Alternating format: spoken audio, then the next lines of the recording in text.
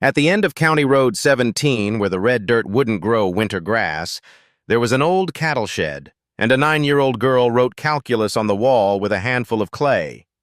People usually believe that geniuses are born in Boston, Princeton, or somewhere in California, not in a frozen soybean field outside Cotton Plant, Arkansas. But in the year the crops failed and the flood washed out the church, a little girl named Eliza May Carter started doing math that made old professors at MIT stop what they were doing and read more carefully. Because not all light comes from laboratory lamps. Some are kindled by muddy hands, under leaky tin roofs, in towns where the library has no books, and hunger sometimes arrives with the wind. Cotton Plant, Arkansas, had two things left: a broken gas station sign from 1962 and the kind of silence that splits the land like a hairline crack in glass. There, on a warped wooden porch, sat a skinny girl with a smudge of clay on her cheek. Her name was Eliza May Carter, the youngest daughter of the Carter farm, one of the last families still trying to grow soybeans in a town left behind by time and rain. Her father died when she was 7.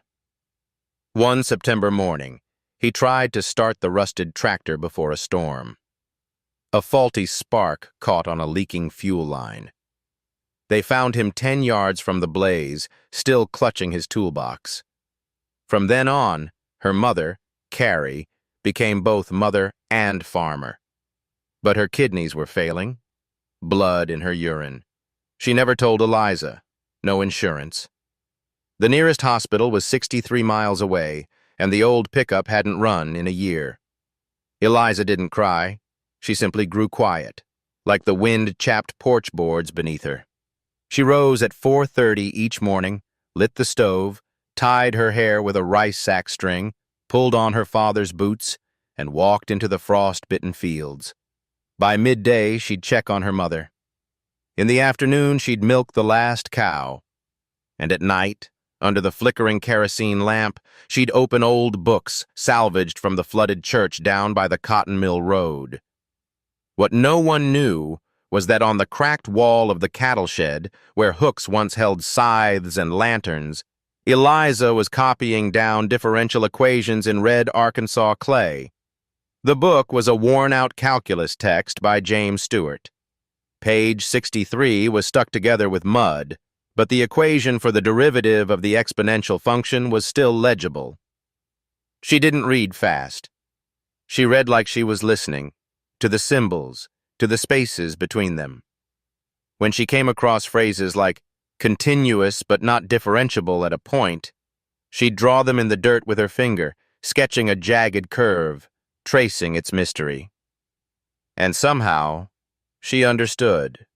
Not fully, but enough to know some limits don't exist because we haven't gotten close enough yet. Most folks around Cotton Plant knew of Eliza, like you know of a sparrow that lands on your railing at dusk. Quiet, unbothersome, gone before you notice it stayed. She had no friends. The school had cut back hours after 2 teachers left. Summers, she didn't play by the creek.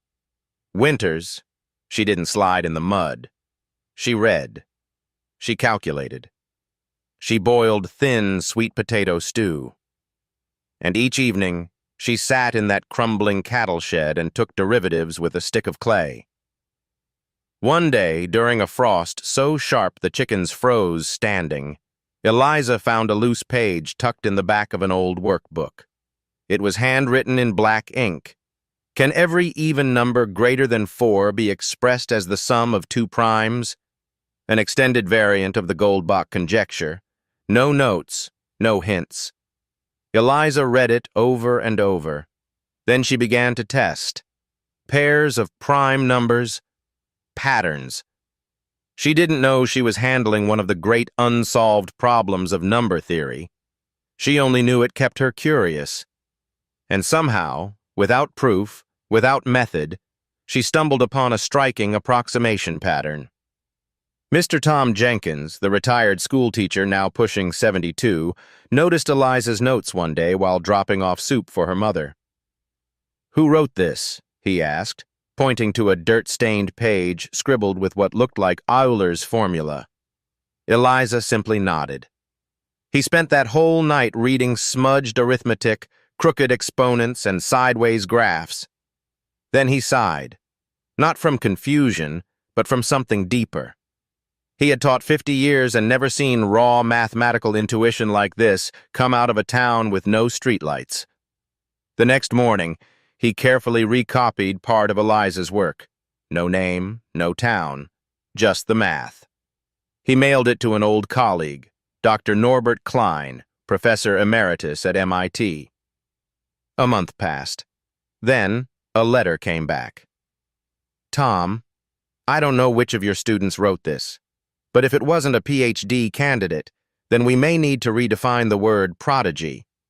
This student sees math the way some people hear music, and we'd be fools not to listen." And somewhere at the far end of County Road 17, that little girl was still sitting in an empty cattle shed, her knees muddy, drawing logarithmic curves on the wall, while the rest of the world slept. It was February when the letter from Massachusetts arrived. The envelope was heavy, ivory-colored, embossed with the seal of the Massachusetts Institute of Technology, a symbol that had never once been seen in a mailbox along County Road 17. But Eliza never saw the letter. It went to Mr. Jenkins first. He had done what cautious, quiet men often do, shielded brilliance from being crushed too early. He hadn't told anyone he'd sent her work to MIT, not even Eliza. He feared that if they saw her name or her hometown, or that her father was buried without a casket, the math might be dismissed before it was ever read. But the response came back fast and sharp. Not a polite thank you, not an academic shrug, but something different. Urgency. "We believe the student who produced this material may qualify for our Promise summer program," the letter read. "Please send full contact information and background. We would like to extend an invitation." Mr. Jenkins sat on his porch that night with the letter in his lap, watching the last light fade across the soybean fields. Then he folded it carefully and walked the half-mile to the Carter home. The cattle shed door creaked when he opened it. Eliza was there, kneeling beside the wall, her tiny fingers smeared with red clay and graphite pencil. She didn't look up. Instead, she whispered, "Mr. Jenkins, do you think primes ever run out?" He paused, smiled. "No," he said gently, "but sometimes the world does." She nodded once, almost imperceptibly. Then he handed her the letter. Eliza didn't speak for a long time after reading it. Just stared at the paper, then back at the wall, then back at the letter. She traced the embossed seal with her thumb, the way you might trace a leaf fossil in rock. "Do they know I ain't from anywhere?" she finally asked. "They know you're from Arkansas," he said, "and that you see things the rest of us forgot how to look for." She folded the letter slowly, like folding a prayer. The Carter family had no suitcase. They had no coats thick enough for a Boston summer night, let alone its spring frost. So Carrie Carter, thin from illness but stubborn as sunrise, stitched a travel bag from old rice sacks, reinforced it with patches of denim, and packed it with exactly 4 things. 1, one pair of jeans. 2, one hand-sewn dress. 3, a copy of the calculus book. 4, a photo of Eliza's father with grease on his chin. They sold the cow to buy a one-way bus ticket. Eliza never asked where the return fare would come from. The bus to Boston left from Little Rock. It took 17 hours. Eliza sat by the window the whole ride, her small hand pressed to the cold glass as fields gave way to factories, and factories gave way to brownstone and glass towers. By the time she reached Cambridge, her eyes stung from sleeplessness and light. She was used to sky, not skyline. The promise camp was held in a brick dormitory tucked behind MIT's Infinite Corridor. The buildings were gray. The students were not children. They wore coats with school crests and used words like non-Euclidean and cryptographic algebra as if they were ordering lunch. Eliza stood silent in the registration line, holding her rice sack bag. Someone behind her whispered, "Is she lost?" That first night, Eliza was given a shared dorm room with two other girls. One was from Palo Alto, the other from Greenwich, Connecticut. They laughed at her accent, at her plain cotton shirt, at the way she folded her blanket like she was still in Arkansas. Eliza said nothing. That night, while the others watched videos on their laptops, she took a scrap of brown lunch paper and began sketching out an idea she'd been mulling since the bus ride. If prime gaps expand unpredictably, is there a pattern hidden in the non-trivial zeros of the Riemann zeta function that could guide the behavior? She didn't know, but she started to write. Every day, the Promise classes dug into deeper waters, modular forms, p-adic numbers, Ramanujan's identities. Most students scribbled, some copied. Eliza listened, then went back to the shed wall in her mind and imagined the equations carved in clay. One professor, Dr. Adler, a tall, severe man with silver spectacles, began to notice her. He asked her a question during a lecture on quantum entropy, expecting silence. Instead, Eliza replied with one sentence. If entropy's just a measure of ignorance, then maybe the universe is just math we haven't remembered yet. The room went quiet. Dr. Adler blinked, then said, "You may continue." Eliza nodded once and returned to her notes, written on the back of a sandwich wrapper. That week, in a student forum on number theory, a boy named Ethan Bradford, son of a Princeton professor, publicly challenged Eliza's claim about prime shadowing. He called her argument folk math. Eliza didn't raise her voice. She simply asked, "Do you believe the structure of integers was made to impress us?" "No," he said. "Then maybe it doesn't need to sound smart to be true." And again, the room fell still. That night, she wrote home on ruled notebook paper. "Mama, they're loud here. They got coats and shoes and shiny hair, but I think I can keep up. P.S. It's cold here, but the problems are warm." By the time the second letter arrived, spring had begun to bleed into the cotton fields like a soft apology. The air in Arkansas carried the scent of damp earth and old rain, but Eliza barely noticed. She was busy trying to understand something she couldn't name, a strange rhythm in the distribution of prime gaps that seemed to whisper patterns when she stayed up late enough. That morning, as the mail truck left its weekly dust cloud near the edge of County Road 17, Mr. Jenkins walked slowly toward the Carter house. Again, the envelope was thick. Again, it bore the seal of MIT. This time it had a return address, not from an office, but from a name. Dr. Norbert Klein, Department of Mathematics, Massachusetts Institute of Technology. He found Eliza sweeping the porch. He didn't say anything, just handed her the envelope, the same way you hand someone a photograph of their own future. She sat down on the porch step and opened it carefully. Inside was a typed letter, folded in thirds, and under that, another envelope addressed to her directly in handwriting. She opened the typed letter first. Dear Miss Carter, we are pleased to invite you to join a 2-week exploratory summer research cohort on the MIT campus.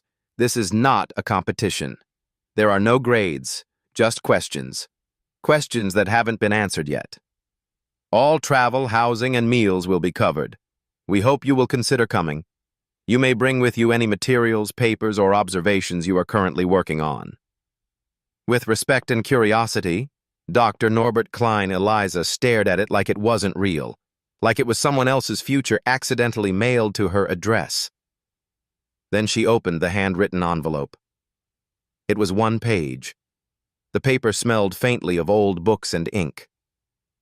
Eliza, I don't know how you came to see what you see, but your notes, especially the sequence following the modified Goldbach formulation, suggest that you are not just learning mathematics.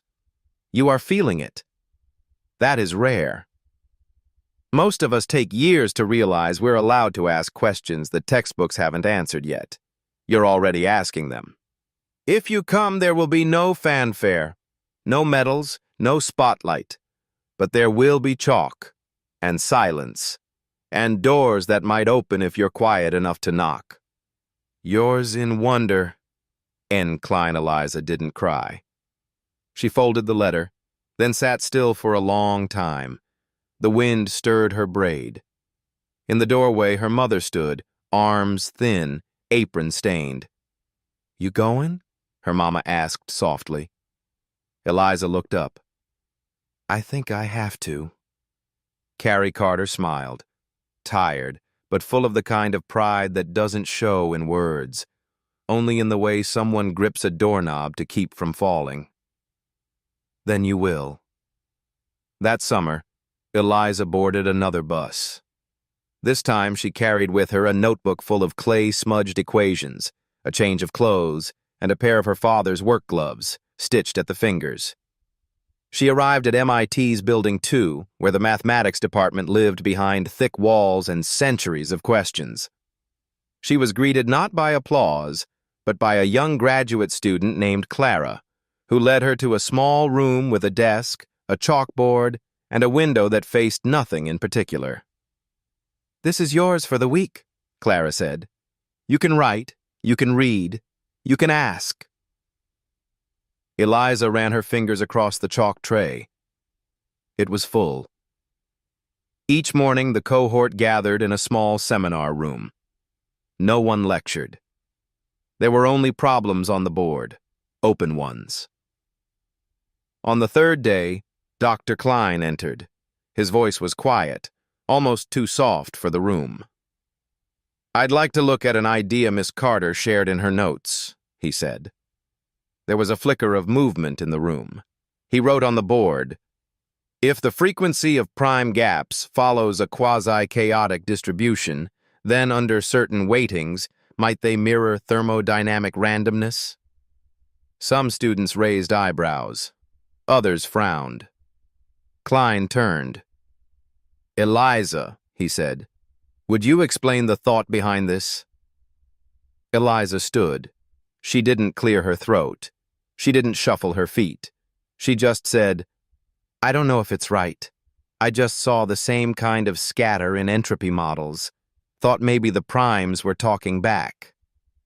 Someone in the room laughed, but Klein did not. He nodded. That's the start of every good idea. A quiet, maybe. Each night, Eliza stayed in the study room past curfew. She scribbled. She erased.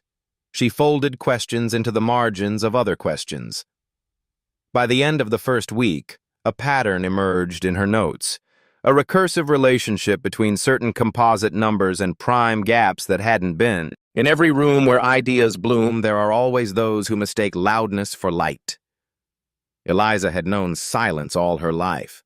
Silence in the fields. Silence in the house when her mother coughed.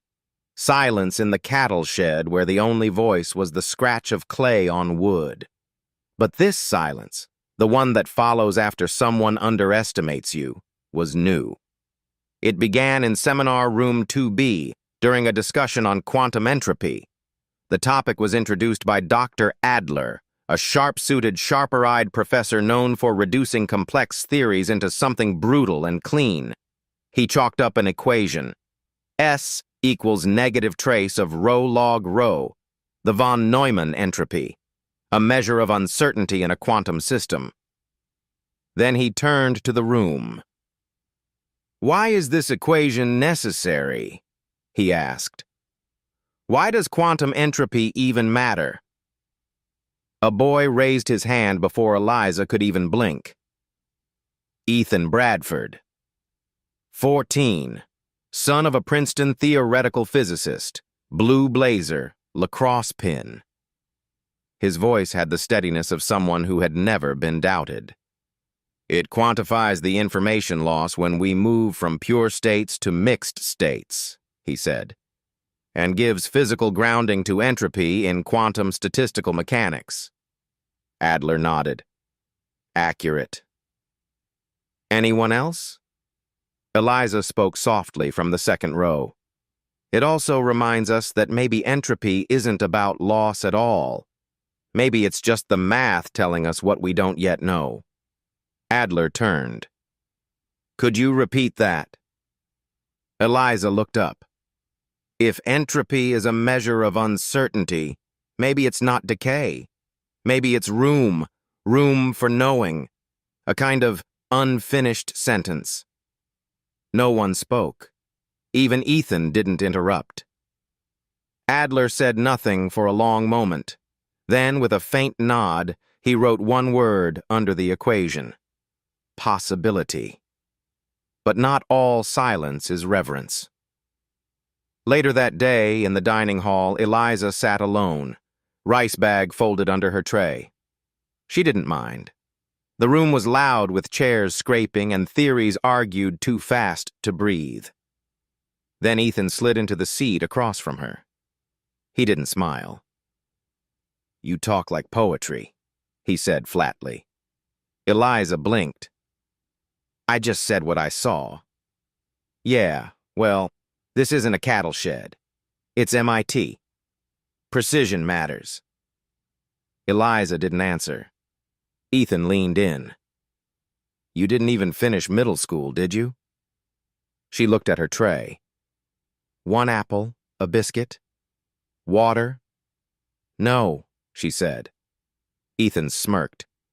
Then don't pretend you belong here. That night, Eliza didn't cry, but she did walk farther than usual. She wandered past the dorms, down the tree-lined walkways of Memorial Drive, until she reached the edge of the Charles River. The sky was the same shade of dark as the soil back home when the sun had just set, and the mosquitoes hadn't yet stirred. She sat on a bench, clutching the sleeve of her denim jacket. She remembered her mama's voice.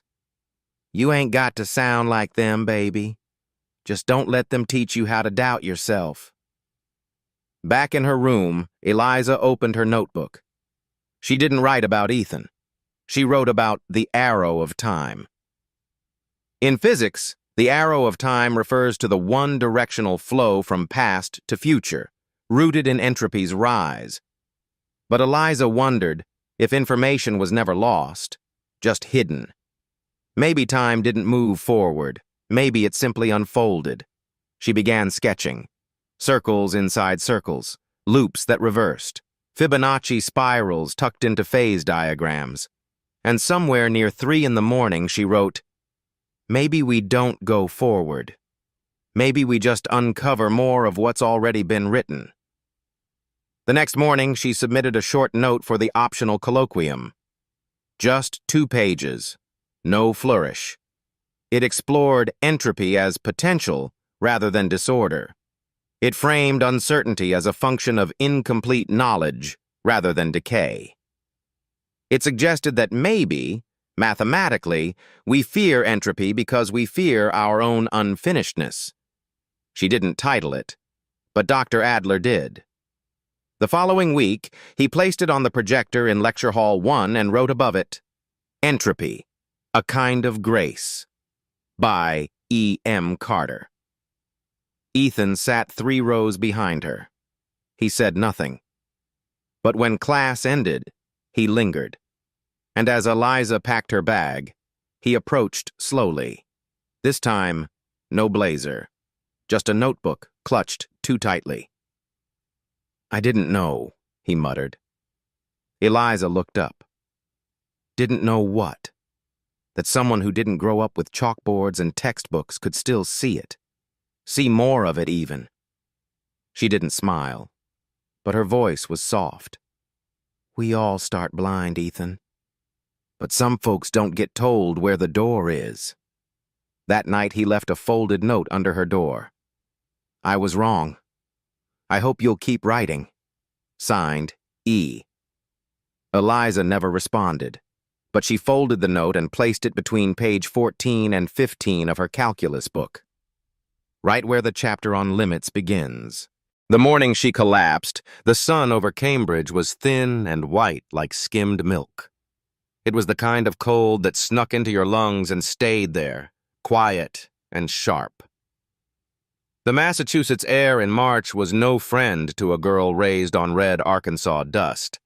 But Eliza did not complain. She had not said the word cold once since she arrived. That week she had been waking earlier than usual, earlier even than the cleaning staff. Her notebook was filling fast. She had started tracing the beginnings of a pattern. Something about non-trivial zeros, something strange and beautiful in how prime numbers echoed in the space between certainty and chance. And maybe, deep down, she also knew something else. That her body was slowing, that the hunger in her stomach had become more than the kind that food could fix. She had been skipping meals, not out of pride, not from stubbornness, but because the meal card system confused her, and she was too shy to ask again. On the third day of headaches, she ignored it. On the fourth day, she could not. During a seminar on symmetry in quantum fields, her hand trembled as she tried to copy an equation. When the symbols began to blur, she blinked hard and whispered, "I am just tired." But when she stood to leave, her knees buckled. The chalk she was holding rolled across the floor and stopped at the foot of Dr. Adler. He caught her before she hit the tile. They carried her out silently, students parting like reeds in a stream. No one asked where she came from, but a few, quietly, had begun to wonder. The hospital was bright in the way places are when you are not ready to be seen. Fluorescent light, thin blankets, a monitor that clicked with too much precision. Eliza woke to the sound of her own breathing in a plastic mask and the scent of antiseptic. There was a nurse with kind eyes who told her she had fainted, that her blood sugar was dangerously low, that her iron levels were troubling, that she would need to stay overnight. Overnight turned into 3 days, then a week. Each day she grew quieter, not from fear, but from the aching suspicion that the world outside was moving on without her. She asked for her notebook. They said it was left in the dorm. She asked for a chalkboard. They laughed gently. She stared out the window instead. The view was nothing but the side of another building. But still, she watched, because some part of her was still listening. On the 6th night, the fever broke, and with it came a dream. Not the kind with dragons or numbers dancing, but a quiet dream. A simple one. She was back in Arkansas. The field behind the house was blue with early frost, and the cattle shed was warm with hay. Her father was there, sitting on the stool where he used to oil his boots. He was not young, not old, just how she remembered him before the accident. He looked at her, and without a word, he began to speak, not aloud, but with numbers. They appeared in the air between them, soft like smoke, but real. 7, 113, 17, 0.0003. The numbers came like rain, strange, scattered. She did not know what they meant, but she felt them settle into her bones like truth. When she woke, she asked for paper. They brought her a napkin and a pen. She wrote down the sequence exactly as she saw it, then stared at it for hours. Dr. Klein arrived that afternoon. He came quietly. No white coat, just a scarf and an old book tucked under his arm. He sat beside her without saying anything. After a long moment, she handed him the napkin. "These came to me," she said. "I do not know from where." He studied the numbers. His brow furrowed, then lifted. "You dreamed these?" Yes, she said. Do you know what they resemble? No. He looked at her, gentle, almost wary. This sequence.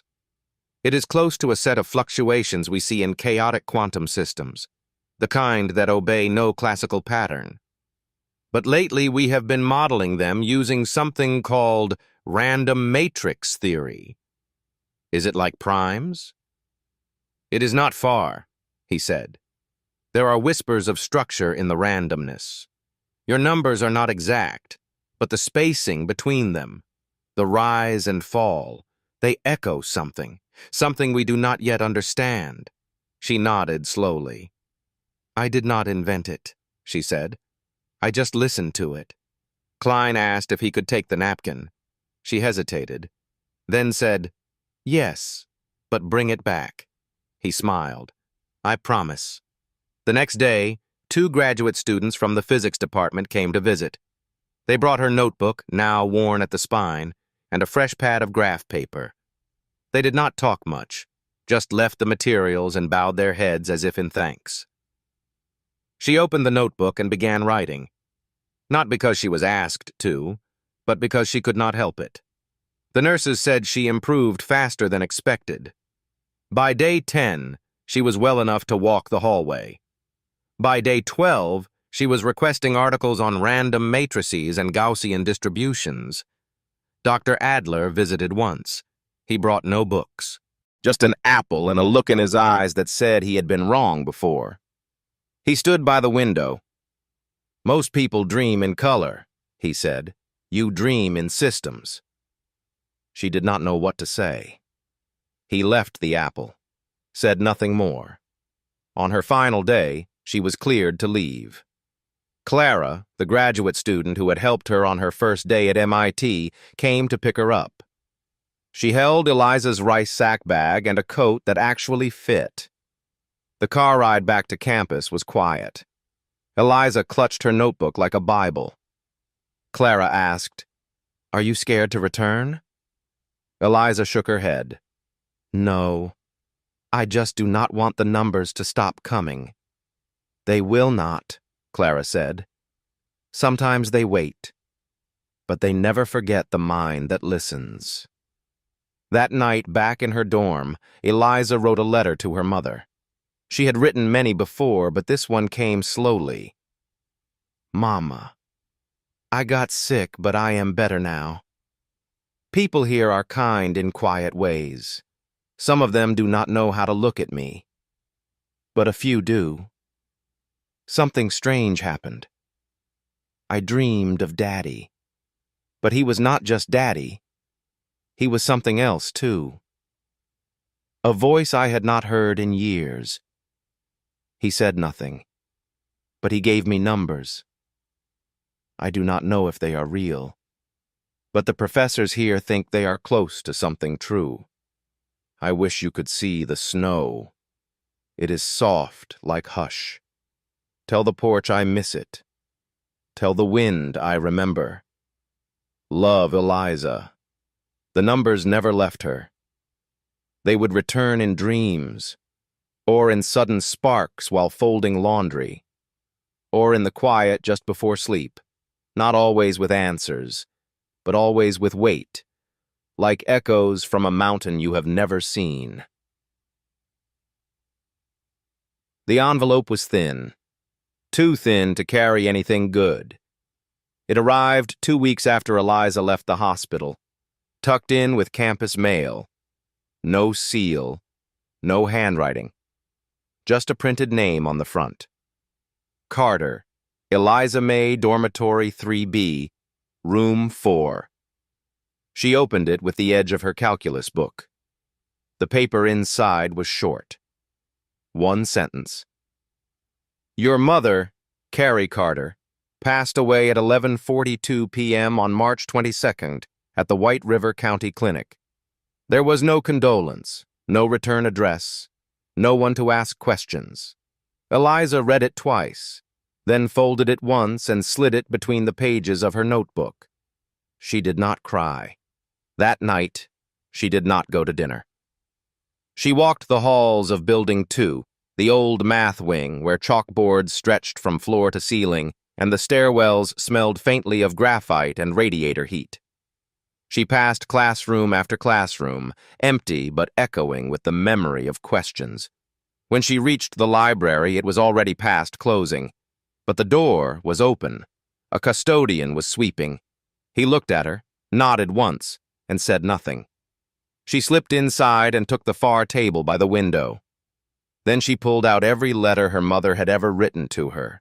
Folded pages with stains from coffee and potato broth, pages with creases from travel, pages that smelled like smoke and clay and lemon soap. She lined them up in order. From the first one at age 7 to the last one sent the week before she fell ill. Then she read them, out loud, one by one. The first letter said, "Sweet girl. I hope the chickens don't scare you too much. Remember, they're just loud, not mean, like most folks." The second said, "Don't let anyone talk you out of being quiet. There's more power in still water than in the waves." The third, "If a number feels too big, make it smaller. Break it apart, just like we do with the beans when they come in too thick. Every problem is just too many small ones hiding in a coat. The sixth one, I know you think different. Don't let the world rush you. The 12th, I ain't never met anyone who loved numbers like you. Maybe God put them in you before you were born." The final one.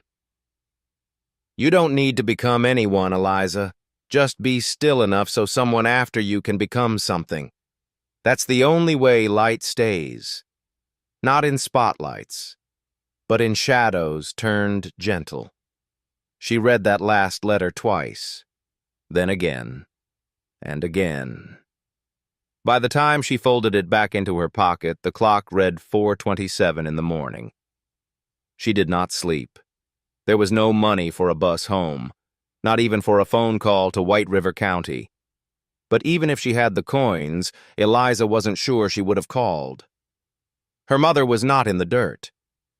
She was in the letters, in the folds of her coat, in the smell of boiled peanuts and the ghost of Bible verses sung under breath.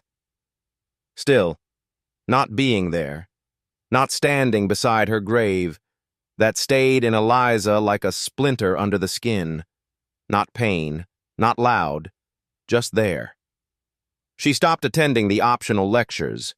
She stopped raising her hand. Dr. Adler asked once if she was all right. She nodded. "I'm still listening," she said.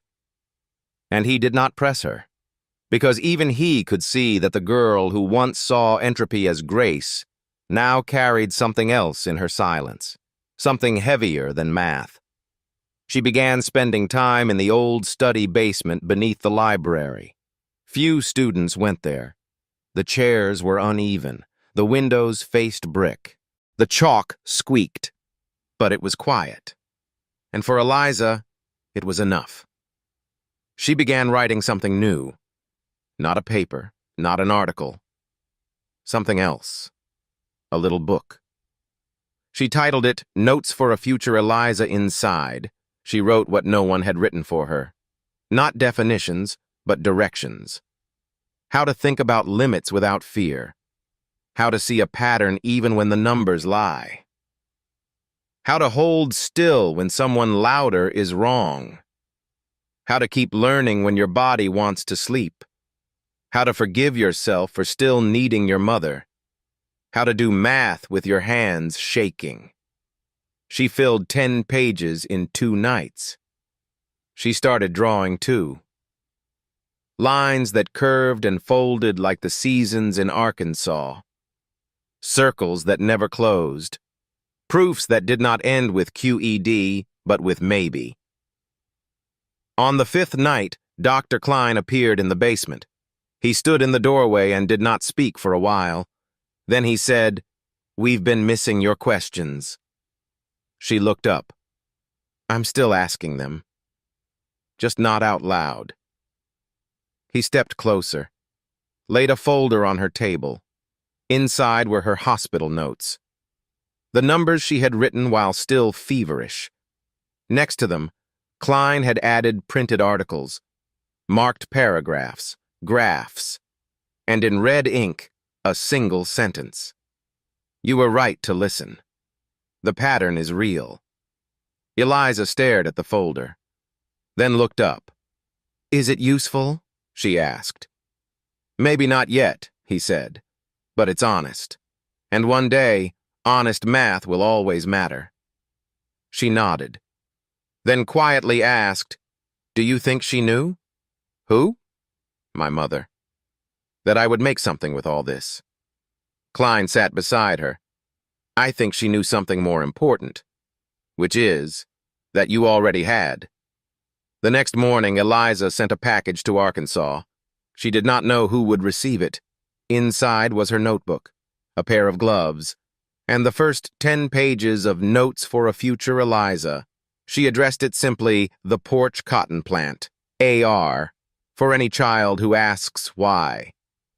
Then she returned to class, not because she was ready, but because the world would not wait, and because her mother's letters still whispered, even a silent girl can leave behind thunder if her questions are deep enough. In the fall of her 15th year, Eliza completed her undergraduate coursework. No ceremony, no robe, no one clapping. She walked out of her last class quietly, closed her notebook, and walked to the river. It had been 3 years since the day she arrived from Arkansas with nothing but a rice sack bag and a calculus book with muddy pages. Now she carried only a worn notebook, its cover soft from use, and a question that had followed her through every class. What do you do with knowledge when it no longer needs to prove you belong? Eliza did not apply to graduate school. She did not write a formal thesis. Instead, she went to Dr. Klein's office and asked a question. Can I stay and help other students? Help them how? He asked. Show them how not to be afraid. He looked at her for a long time, then handed her a whiteboard marker. Start in the back room, he said. The ones who want to learn will find you. And they did, one by one. A boy from Mississippi who struggled with symbolic logic. A girl from Detroit who had never seen set theory before. A transfer student from rural Vermont who kept failing the first quiz because she froze when the room got quiet. Eliza taught them slowly. She taught them like she once taught herself, with chalk and metaphor, with diagrams drawn on napkins, with silence. One day, she showed a freshman how to understand the idea of a derivative using only her hands and 2 spoons. Another time, she folded a towel to explain the principle of symmetry breaking in quantum physics. She never asked for recognition. But word spread. They called her the Porch Professor. At night, she wrote. Not articles, not papers, but guides. Small booklets with titles like How to Love a Problem and proofs for people who never thought they could, and math with 1 light bulb and no calculator. She made copies herself, left them on benches, taped them to hallway walls. One day, a professor asked why she never published in a journal. She said, because journals do not reach the ones who need to see themselves in the math first. With the last of her scholarship money, she sent home a box. It held 20 printed copies of her booklets and $500. Inside the envelope, she wrote, for a roof, for a table, for a place to sit and ask a question. 2 months later, she got a photo in the mail. It was blurry, but there it was, a porch, a wooden bench, and 3 children sitting cross-legged. The sign on the door said, The Porch School Open Saturdays, no cost. Eliza smiled. For the first time in many months, she felt something settle in her chest. Not pride, not relief, just a kind of peace. At the university, her role became quiet but essential. She was the one who stayed late when a student cried over a failed proof. She was the one who told students they were not stupid, just not yet fluent. She was the one who remembered what it, Cotton Plant, Arkansas, had not changed much. The gas station still had no gas. The church bell still rang, even though no one pulled the rope anymore. And the wind still carried the same dust down County Road 17, past the Carter house and out into the fields. But now, there was something new. A porch, a bench, and a sign made from a salvaged window frame. The porch school open Saturdays. No cost. Just questions. Eliza stood at the gate, her suitcase in one hand, her other hand resting on the fence post where her father used to hang his hat. The house looked smaller now, but the sky looked bigger. She walked up the steps, opened the door. Inside there were 4 chairs, a foldable table, a whiteboard someone had driven 20 miles to donate, and a stack of worn notebooks tied with twine. No desk, no podium, only a space for wondering, a space for math, a space for a child to sit down and ask, why? That first Saturday, 3 children came. One wore mismatched shoes. One was barefoot. The third had a notebook but no pencil. Eliza greeted them with a nod. No lectures, no rules. She just pointed to the chalkboard. Today we ask what happens if the children stared. She handed them chalk. Said, make a line, make a guess, see what happens. By noon, the board was covered in numbers, crooked graphs, drawings of trees and stars, and something that looked like a roller coaster, but turned out to be a rough sine wave. Eliza did not correct them. She asked questions. Why did you make the curve like that? What happens if we stretch this part? What if you were right, but just looking too close to see it?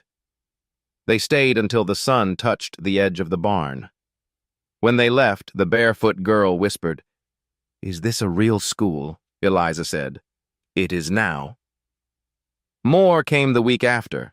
A boy who had not spoken in 2 months. A girl who said she hated numbers. A teenager who said he was too old for school but stayed to draw a perfect hexagon on the chalkboard.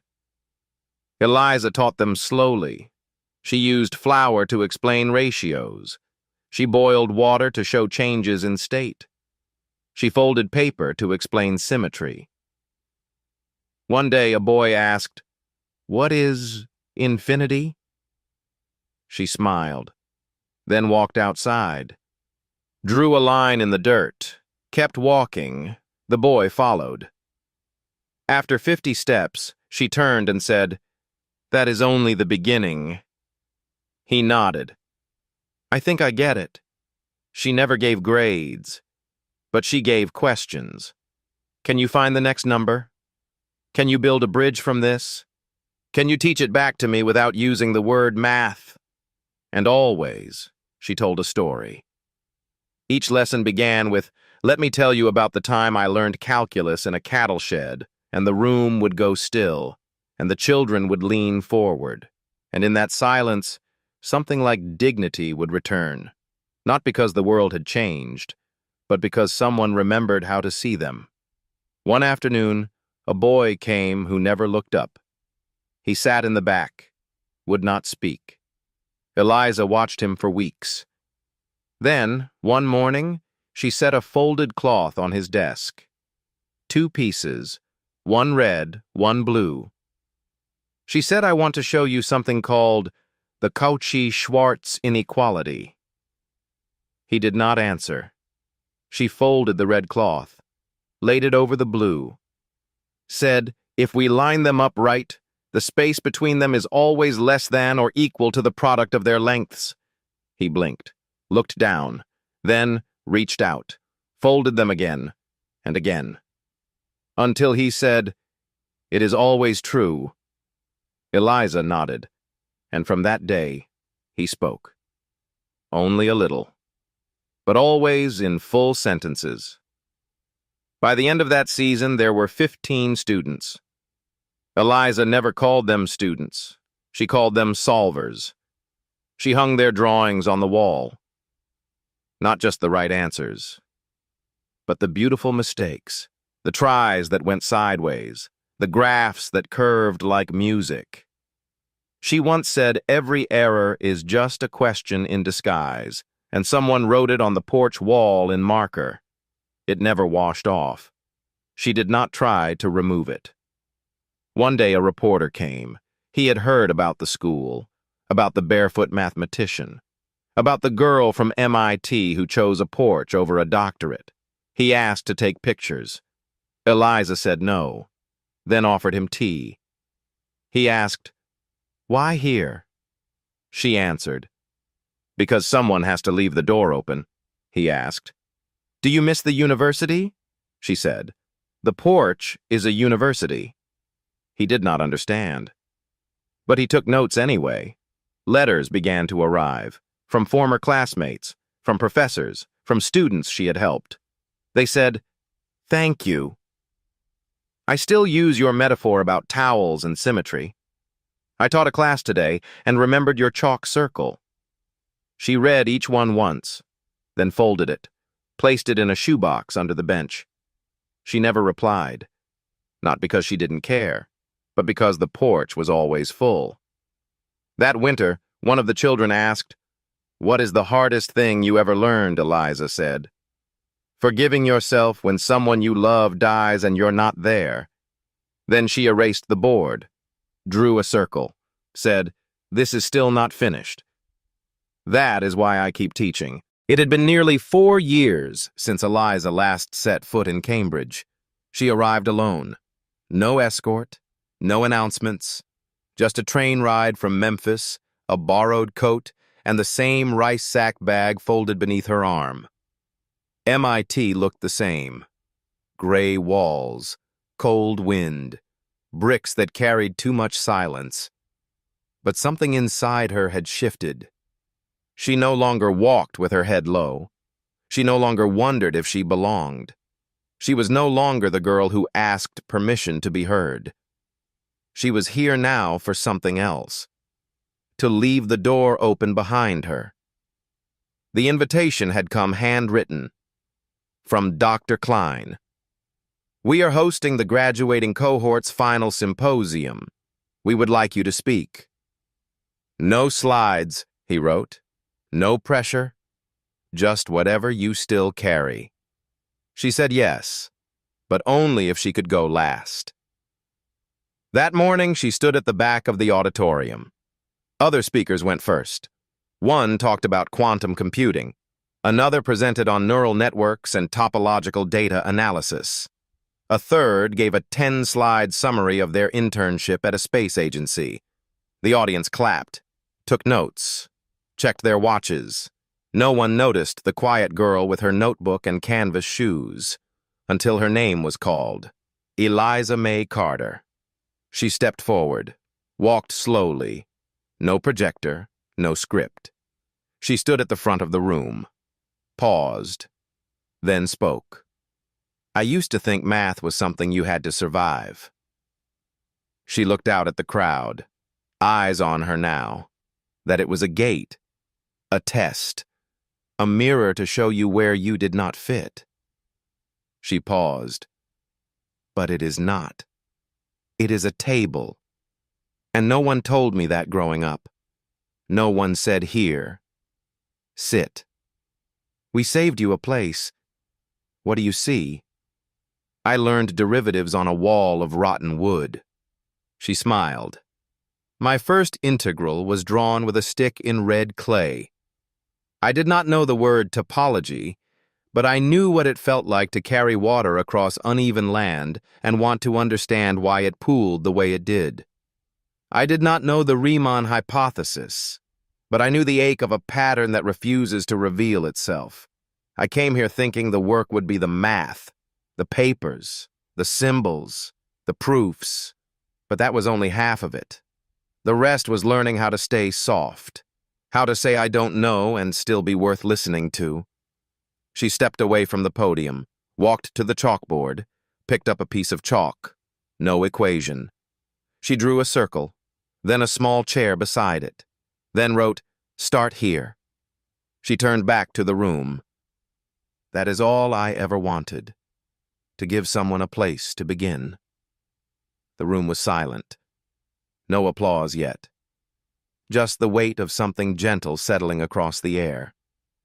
A professor in the back stood, then sat down again. A student near the front wiped his eyes. Another whispered, "That was real."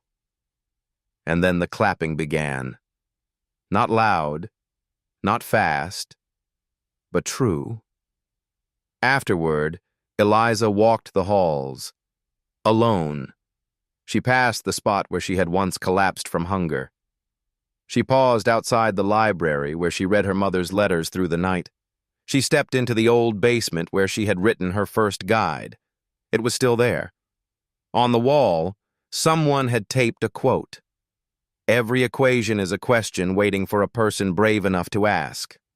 She smiled, touched the page, then walked outside. On her way out, a student ran to catch her. "You're Eliza Carter, right?" She nodded. "I read your booklet, the one about folding cloth. It's how I passed linear algebra." Eliza smiled. "Good." The student hesitated. "What are you doing now?" she said. "I teach on a porch." He looked confused, but curious. "Is there room for others?" "Always," she said. "Always." That night, back in her room, she sat at the window. There were no stars, just streetlights and wind. She opened her notebook, wrote a single sentence. "If I leave behind anything, let it not be a formula. Let it be a chair." Eliza was 39 when she died. It happened quietly. There was no ambulance, no siren, no sudden flash of light. She passed away on a Tuesday, just after noon, sitting on the porch where she had taught for nearly a decade. The chalk was still in her hand. The board still held half an equation about symmetry in nature. Outside, the wind moved across the soybean field, and the screen door creaked once, then stopped. It was a neighbor who found her. A boy she had once taught. He had come to return a book. When he saw her there, head resting on her shoulder, he did not cry. He sat beside her for a long time, then stood, walked inside, and placed the book on the table. It was the calculus volume with the muddy page 63. Still there, still open to the first integral she ever solved. There was no funeral at first. Eliza had no close family left, no estate, no formal papers, no headlines, just a small wooden home at the end of County Road 17, a porch with a whiteboard, and a community of children who had once learned to believe they were capable of more than survival. But word spread. Not quickly, not like wildfire, but like seeds caught in the wind. A letter arrived at MIT, then another at a school in Mississippi. A phone call to Detroit. A message passed from hand to hand in a small classroom in New Mexico. "Did you hear Eliza Carter is gone?" They remembered, not all at once, but deeply. One student canceled a graduate exam to take a bus back to Arkansas. Another mailed 50 copies of her booklet to teachers in low-income districts. A third lit a candle in the math department stairwell, silently. No one asked why, but everyone knew. In Cotton Plant, the porch remained. No one removed the bench. No one touched the whiteboard. One afternoon, someone swept the dust. Another replaced the broken leg of a chair. A young girl placed a flower on the step. It was not planned, but slowly the community gathered, not to grieve, but to remember what it meant to be taught gently, to be seen, to be given a chair when you had never been offered one before. A few weeks later, the students Eliza had once helped began organizing. They raised funds, not much, but enough. They built a small library on the edge of town, painted white with wide windows. Inside, a reading room, 3 tables, and a chalkboard. Above the door, a sign. The Eliza Carter Center for Quiet Learning, and underneath it, a phrase in carved wood. Start here. Every Saturday, the porch reopened. Volunteers came to teach. No grades, no bells, no shame, just questions. And chairs. One boy, no older than Eliza had been when she started, asked, "Is it true she learned calculus on a barn wall?" "Yes," someone said, "with clay." He nodded, then looked down at his notebook. "If she did, maybe I can too." Dr. Klein came to visit once. He stood in the doorway of the center, did not go in, just watched. He saw a girl explaining fractions with bottle caps, a boy drawing triangles with string. He turned to the woman beside him and whispered, "She built more here than we ever did with steel and grants." The woman said nothing, but wiped her eyes. In the back of the center, there was a shelf. On it, Eliza's guides.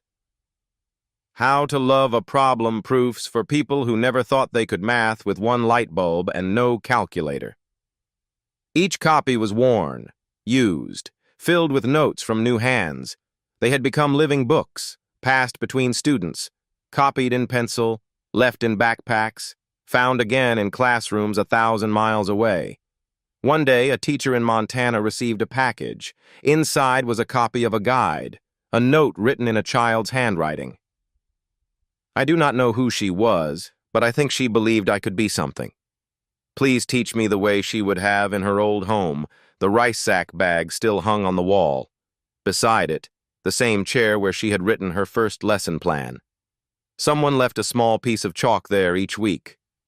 A quiet offering, a reminder that someone was still asking, still listening, and the wind still moved across the field, still carried dust from the river to the cotton rows, still whispered along the tin roof, still pushed gently against the porch door, as if knocking, still waiting for someone to sit down and ask, "Why does this work? What does this mean? Can I understand?"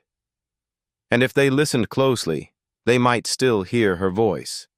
Not loud, but steady. Start here. To the ones who stayed until the end. If you are reading this, it means you stayed. You followed Eliza through frozen fields, empty chalkboards, and rooms that did not expect her to enter. You listened when she had no words. You saw the light even when it flickered quietly behind a barn door or a piece of folded cloth. Thank you. Thank you for making space in your day, in your imagination, and perhaps even in your heart. For a girl from nowhere who never stopped asking questions. This story was never just about math. It was about silence. About how knowledge doesn't always begin with brilliance, but often with hunger. Not for food, though Eliza knew that kind too, but for meaning, for place, for the right to wonder aloud. I wrote this story for people who remember what it was like to grow up with dirt under their nails and curiosity no one knew how to name. For those who sat at the back of the room, too afraid to raise their hand. And for those who finally did. If Eliza gave you anything, hope, gentleness, the courage to return to a problem you once abandoned, then let her legacy continue not in applause, but in the way you offer someone else a seat, even just one. Because the world doesn't change with revolutions. It changes when a child who thought they were invisible is told quietly, "I see you. You belong here. Let's start." With my deepest gratitude, and in honor of every quiet mind still waiting for a porch to open,